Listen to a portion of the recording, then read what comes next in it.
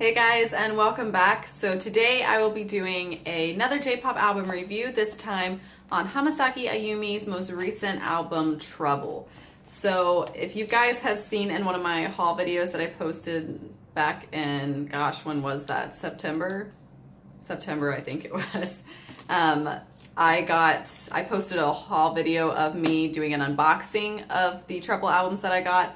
I did get the two separate ones. These are the Blu-ray editions, and so the only thing that's different in them is what DVD was, or what Blu-ray disc was included, and then the order of the track listing was different, and then there's like a different little like goodie keychain thing inside. I will say that I don't really know what to call this, if I want to say it's a full-on studio album or like a mini like EP kind of thing. Like it's only got 5 tracks on this whole thing, but they're calling it an album, and they're calling it, what, gosh, I don't even know what number this is, 18, 19, I don't know, one of those album numbers. So I'm assuming it is supposed to be considered as a studio album.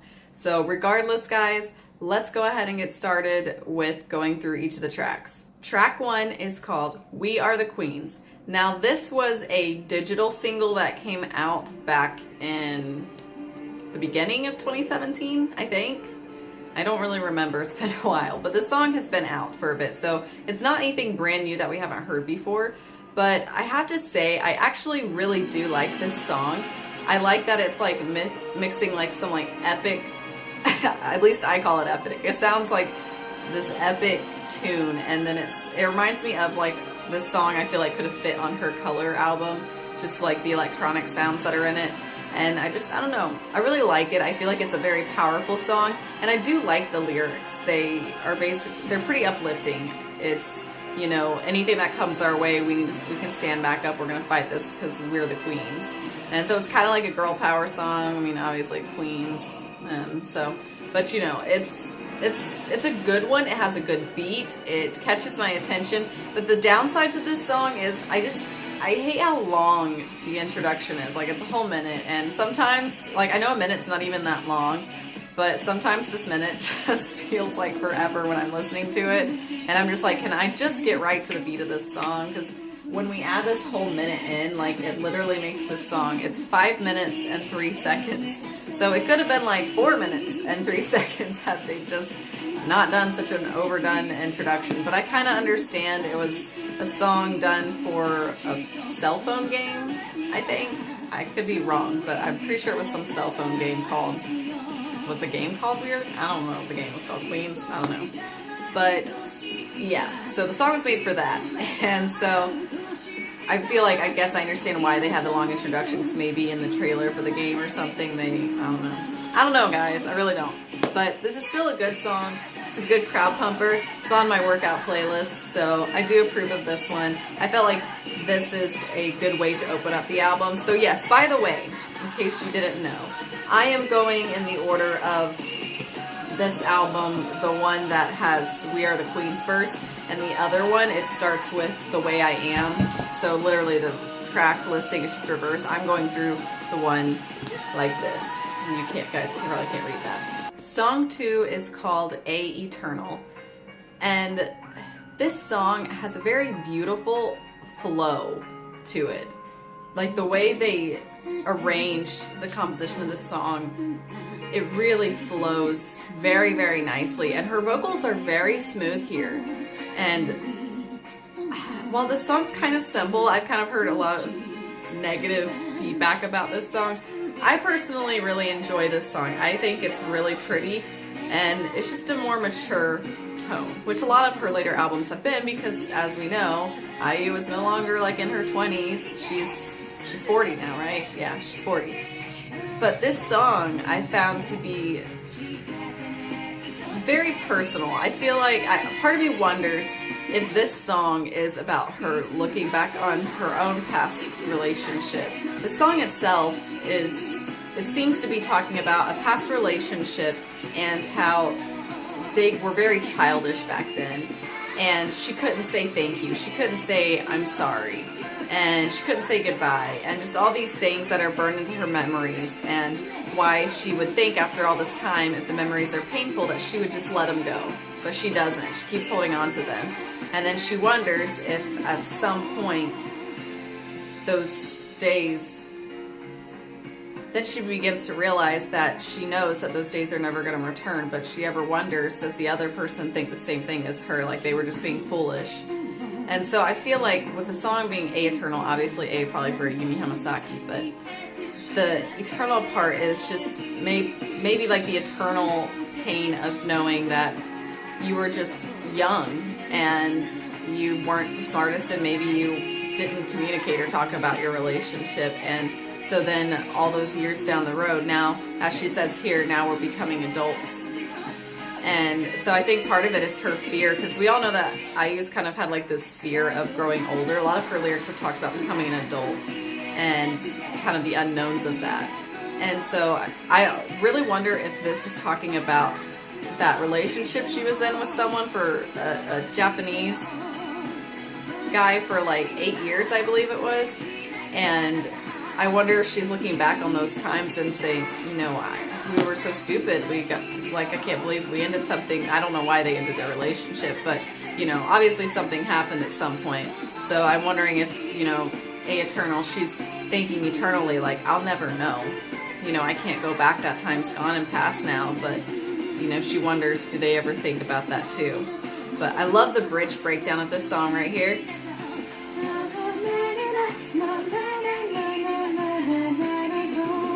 I just love her vocals. They're just very strong and very steady here, and I really, really do enjoy this song. This is actually probably, other than one more song we're going to get to, this is the other song that like I listen to all the time off of this album. The next song is called Words, and if I'm not mistaken, I believe that this single was actually released at the end of 2017, I think.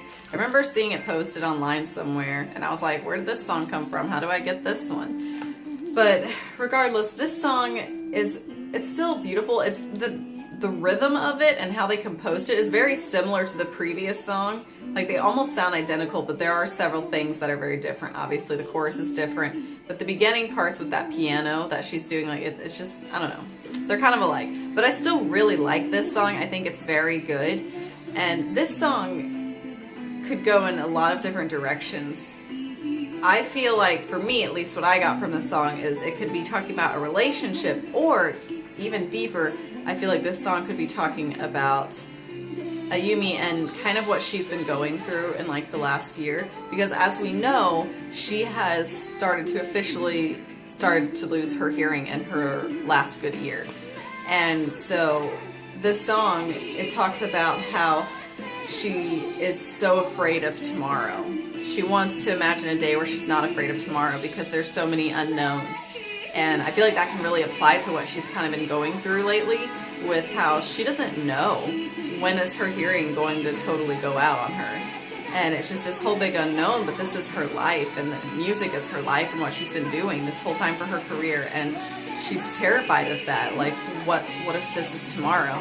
But then it could also apply, because she is talking about a relationship, how, you know, she, like, it sounds like in the song that maybe she was in a relationship and they ended it, and then now she's afraid of facing tomorrow, realizing that person's no longer there with her. So this song has a lot of different viewpoints, I feel like, that a lot of people could relate to, and it has a very powerful chorus, and I really like the guitar that they add in this song too. It really brings it to a higher emotional level to me. And I really do actually enjoy this song a lot. I was very impressed actually with the slower songs on this album. Track 4 is called W, and I love this song, guys. If you know me, you should know that most of the time I really like rock songs, and Ayumi outdid herself on this rock song. La, la, la, la, la, la.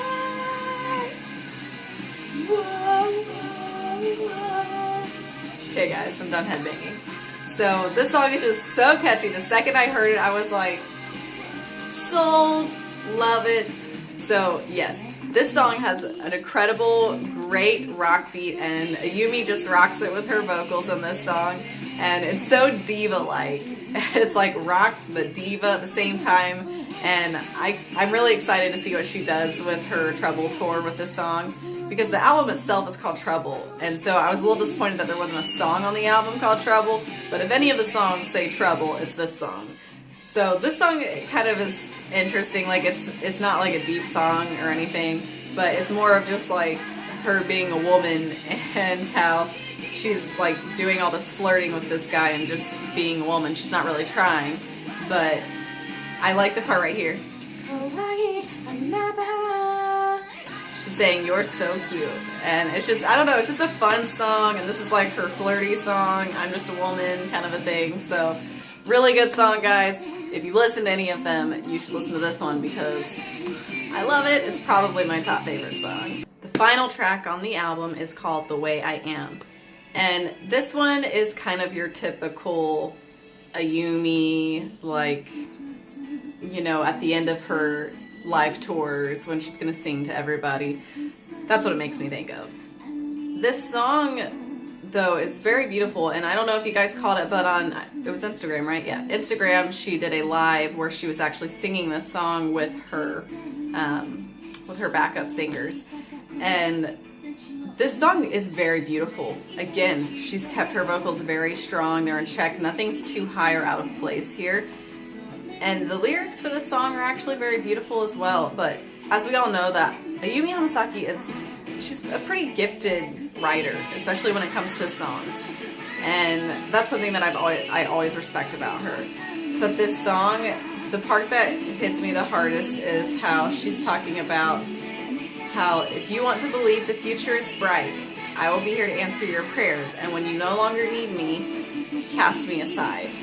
And that's something that I can relate to a lot, because a lot of the time, you know, I have some friends that, you know, it's one of those things where, like, you know, there's always one person typically that will start the conversations, and it's typically always me. Like, if I never message them or call them or anything, like, I will never hear from them again, kind of a thing. And I'm the only reason that our friendship kind of continues. And so I feel like, you know, with this song, you kind of relate of, you know, you'll always be there for that person or that friend if they need you, but when they don't need you, they can just get rid of you and you'll be fine. And I've kind of been like that. My husband is the same way. Like, a lot of our friends, like, I've had friends that have done really mean things to me in the past, but then when they needed me the most, I was still there for them because that's just how I am, and it's just part of my personality. And so the song, The Way I Am, you know, she's saying, I'll be there for you. I will do all that I can for you, to uplift you, to strengthen you, to pray for you. And when you don't need me anymore, just get rid of me and it'll be fine. But this is the way I am, and I can't help that. And I find that that's something, again, a lot of us can relate to, because a lot of us get walked over in life by other people, or I guess walked on in life, not walked over. But it's got a very beautiful rhythm, and there's good emotion in this song. And I like the breakdown here right after this guitar solo, right here where we go into where it gets quiet.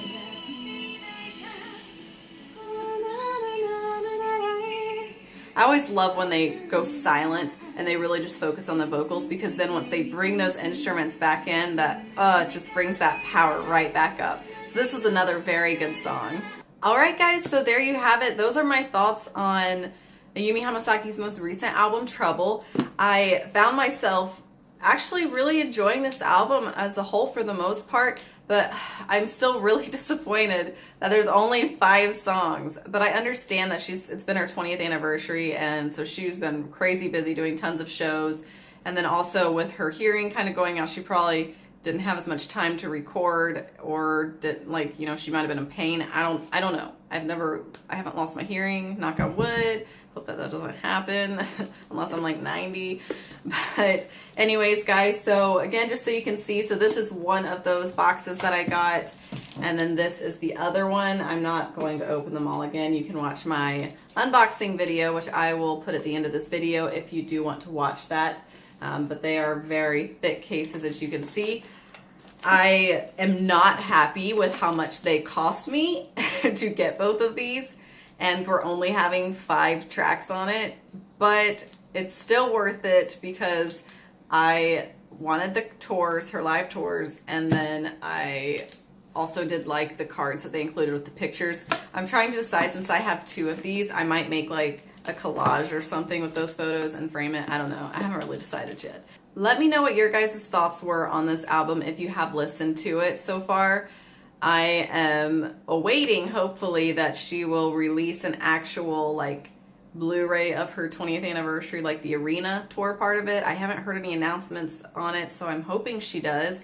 I will say on the Blu-ray tours that were included in this, you get the performance of the Osaka-jo Hall one, and then you get the Okinawa Convention Center. So one of these is the first part, just the beginning, and then the other part is part 3, Sacrifice, I think was what it was called. Was it Sacrifice or was that 2? I don't remember. There were like 3 segments, and then she went into the arena tour. But one of the segments is not included, and I've seen like little pictures and clips of it, and I'm a little upset because I want that one too. She's got different outfits on. It seems like there were several other songs that were sung, and some of her older ones that I've never heard sung before, so I'm kind of upset about that. I hope maybe they'll release that at some point. And then maybe her TA live, was it 2016? Was it 2016 or 2017? I don't know. She did another TA live, so maybe that one will get posted at some point or something. I don't know. But yes, I'm hopefully waiting for the 20th anniversary tour. I know that she's supposed to be doing a live countdown this year for 2018 into 2019. They said it's her first countdown in 2 years, and I understand what they're saying is that there's 2 years, but it's really only 1 year because she did 2016 to 17, and there just wasn't a 17 to 18, so it was just one countdown that she didn't do. So she's going to go back to that, but I'm just assuming that it's in the middle of her Trouble tour, that it's literally going to be just what she's doing for her Trouble tour.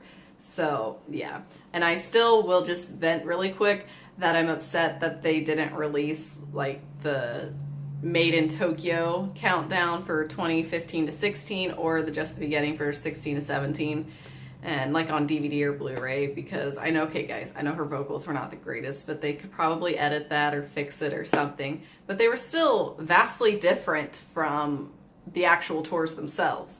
So I don't know, I would enjoy having those on Blu-ray. So anyways guys, I'll stop venting now, but thank you guys so much for watching. I'll be trying to get some more reviews done as quick as I can. The holidays are coming up, so obviously we're all probably going to be a little bit busy. I will be flying out of the state in like a week and a half, and I'll be gone for like a week and a half with my husband's family.